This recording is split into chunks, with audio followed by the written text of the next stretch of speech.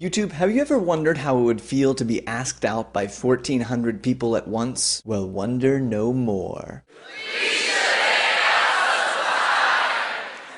Yeah. Those were the students at a school assembly in Wisconsin where I spoke last week. Now, that evening I gave another speech which took place in the school's auditorium.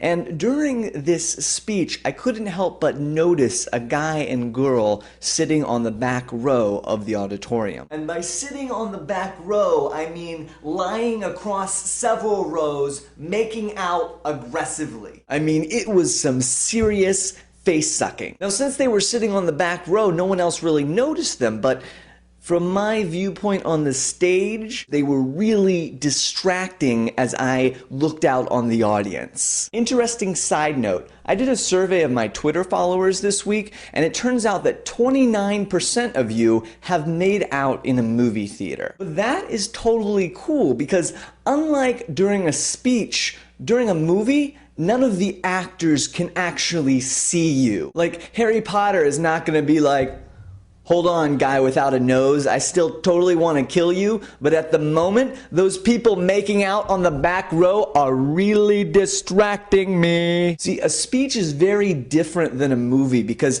unlike a movie, a speech is a live, interactive event. So the audience really plays as much of a role as the speaker in determining the way that that event unfolds. So I was very tempted to call them out in front of everyone in the audience. Oh, quick survey. Raise your hand if you're on the Tonsil hockey team.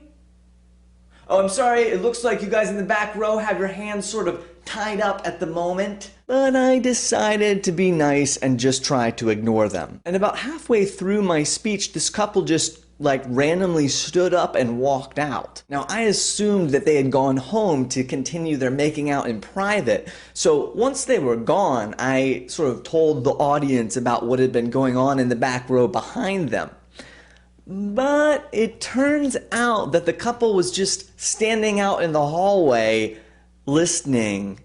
Yeah. And the next day, the girl sends me an email like, you have no right to make fun of my boyfriend and I. You are mean. And I'm thinking, look, if you want to hook up with your boyfriend, that's totally cool with me. But if that's all you wanted to do that night, then why did you come to my speech? Bottom line, I don't come into your bedroom and try to give a motivational speech while you are getting it on. So don't come into my auditorium and try to get it on while I am giving a motivational speech. Oh, no, he didn't. Oh, yes, I did. Actually, I didn't really reply to her email, but that's what I was thinking in my mind. So YouTube, what do you think are the situations, if there are any, where PDA should be acceptable?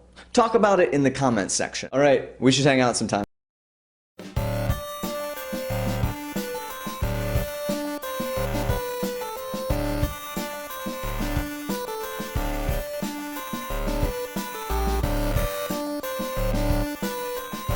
Want to see your face in my next video?